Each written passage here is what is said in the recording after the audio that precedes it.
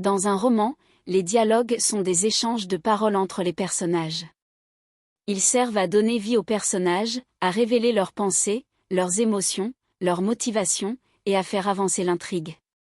Les dialogues permettent également de créer du suspense, de développer des relations entre les personnages, et d'explorer des thèmes ou des idées. Les dialogues ont plusieurs effets sur la lecture. Tout d'abord, ils facilitent la compréhension et rendent le récit plus dynamique. Ils peuvent également rendre les personnages plus réalistes et permettre au lecteur de s'identifier à eux. Les dialogues peuvent susciter des émotions, telles que l'humour, le suspense, la tristesse ou l'excitation. Ils peuvent également donner des informations, des indices ou des révélations importantes pour l'intrigue. Cependant, les dialogues peuvent présenter des risques s'ils sont mal exécutés. Des dialogues trop longs ou trop explicatifs peuvent être ennuyeux et ralentir le rythme du récit. Des dialogues artificiels ou peu naturels peuvent rendre les personnages peu crédibles. Des dialogues confus ou mal organisés peuvent rendre la lecture difficile à suivre. Pour améliorer les dialogues dans un roman, il est important de les rendre plus dynamiques en les variant en termes de longueur, de ton et de style. Ils doivent être crédibles et refléter le langage naturel des personnages. Il est également essentiel de révéler des informations de manière subtile et de dévoiler le caractère des personnages à travers leurs paroles. Enfin, il faut éviter les longues descriptions ou explications pendant les dialogues, et privilégier les actions et les réactions des personnages pour rendre les échanges plus vivants et captivants. Voici quelques conseils pour créer de bons dialogues dans un roman.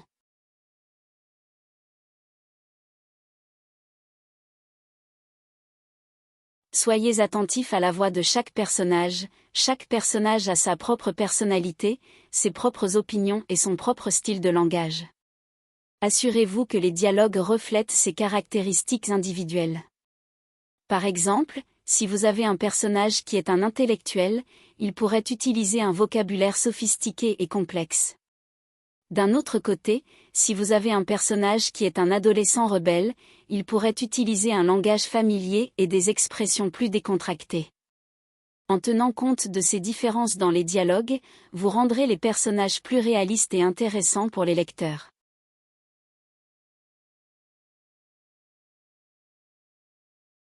Utilisez des mots et des expressions réalistes, les dialogues doivent sonner authentiques et naturels.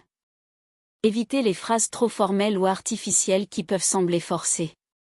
Intégrez plutôt des mots et des expressions courantes que les gens utilisent dans leur langage quotidien. Ce conseil signifie que lorsque vous écrivez des dialogues, il est préférable d'utiliser des mots et des expressions réalistes, de manière à ce qu'ils sonnent authentiques et naturels. Il est important d'éviter les phrases trop formelles ou artificielles qui pourraient sembler forcées ou peu naturelles. Au lieu de cela, essayez d'intégrer des mots et des expressions courantes que les gens utilisent dans leur langage quotidien. Par exemple, au lieu de dire « Je m'étonne de vous voir ici », vous pourriez plutôt écrire « Je suis surpris de te voir ici ». Cela donne une touche plus naturelle et informelle à la conversation. L'objectif est de rendre les dialogues plus accessibles et plus réalistes pour les lecteurs. En utilisant le langage quotidien, vous permettez aux personnages de se sentir plus vrais et plus proches des personnes avec lesquelles vos lecteurs pourraient interagir tous les jours.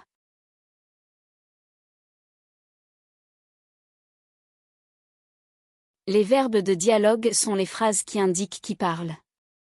Essayez de varier les verbes au lieu de toujours utiliser « dit » ou « répondit ». Vous pouvez utiliser des mots tels que « demanda »,« s'exclama »,« murmura », etc. Cela ajoutera de la diversité, rendra les dialogues plus intéressants et permettra de mieux représenter les différentes tonalités et émotions des personnages lorsqu'ils parlent.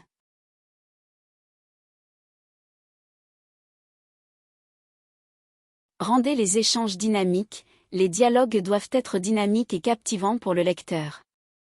Les personnages peuvent avoir des opinions différentes, des désaccords, des débats ou des conflits. Cela rendra les échanges plus vivants et les rendra également plus réalistes. Ce conseil signifie qu'il est important de rendre les conversations entre les personnages dynamiques et intéressantes pour le lecteur. Au lieu d'avoir des dialogues plats et sans intérêt, il est conseillé d'introduire des éléments qui créent de l'interaction et du mouvement dans les échanges. Pour rendre les dialogues dynamiques, les personnages peuvent exprimer des opinions différentes sur un sujet, ce qui entraînera des désaccords et des débats. Cela ajoute de la tension et de l'intérêt à la conversation. Les personnages peuvent également avoir des conflits, ce qui intensifiera encore plus la scène. En donnant aux personnages des opinions différentes et en créant des conflits ou des débats, cela rendra les dialogues plus vivants et les rendra également plus réalistes. Les lecteurs seront davantage pris dans l'action et auront envie de continuer à lire pour voir comment les personnages se confrontent et évoluent. L'objectif est de captiver le lecteur avec des dialogues intéressants et dynamiques, qui font avancer l'histoire et développent les personnages.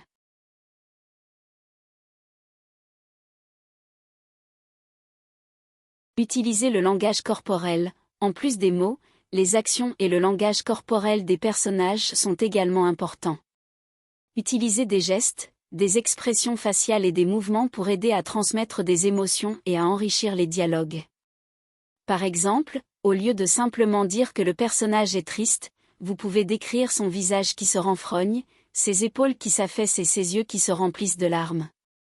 Ces actions corporelles aideront à montrer visuellement au lecteur que le personnage est triste, renforçant ainsi l'impact émotionnel de la scène. De même, l'utilisation de gestes peut renforcer la signification d'un dialogue. Par exemple, si un personnage dit « je t'aime » tout en levant les bras pour faire un câlin, cela renforce l'affection et l'émotion véhiculée par ces paroles. Lorsque vous utilisez le langage corporel dans vos écrits, vous enrichissez l'expérience de lecture en rendant les scènes plus vivantes et en permettant au lecteur de mieux se connecter aux émotions des personnages. Cela aide également à éviter la monotonie et la platitude dans les dialogues, en leur ajoutant des dimensions supplémentaires.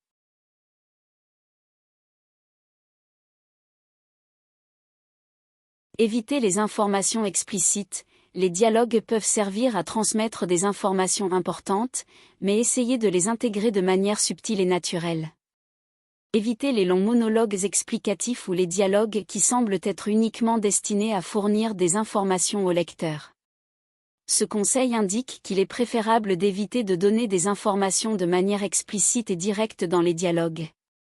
Au lieu de cela, les informations importantes devraient être intégrées de manière subtile et naturelle dans les conversations entre les personnages. Par exemple, au lieu d'avoir un personnage qui explique longuement les antécédents d'un autre personnage, vous pourriez faire en sorte que ces informations soient révélées progressivement tout au long du récit, par le biais de discussions ou d'échanges de questions-réponses entraînés par les interactions entre les personnages. De cette manière, les informations sont transmises de manière plus organique et intéressante pour les lecteurs. L'idée est d'éviter d'avoir des dialogues qui semblent trop artificiels, simplement destinés à fournir des informations au lecteur, sans qu'il y ait une réelle interaction ou motivation entre les personnages. En résumé, essayez plutôt de rendre les informations importantes dans les dialogues plus nuancés, en les intégrant de manière subtile et naturelle grâce aux interactions entre les personnages.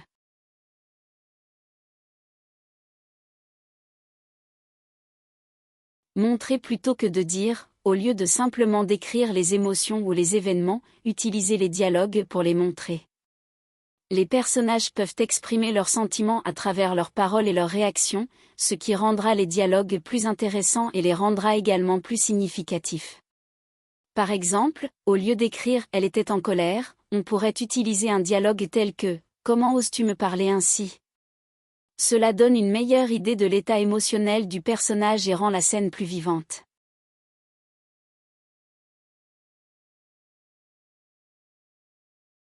Laissez des silences et des pauses.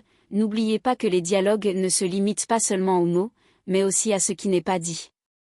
Les silences et les pauses peuvent également être significatifs et contribuer à la tension ou à l'émotion des échanges. Par exemple, imaginez une scène où deux personnages ont une discussion tendue. Si on insère des silences entre leurs répliques, cela va accentuer la tension et le lecteur pourra ressentir l'importance de chaque mot prononcé. De même, les pauses peuvent exprimer des émotions ou des sentiments non-verbaux, tels que l'hésitation, la colère contenue ou la tristesse.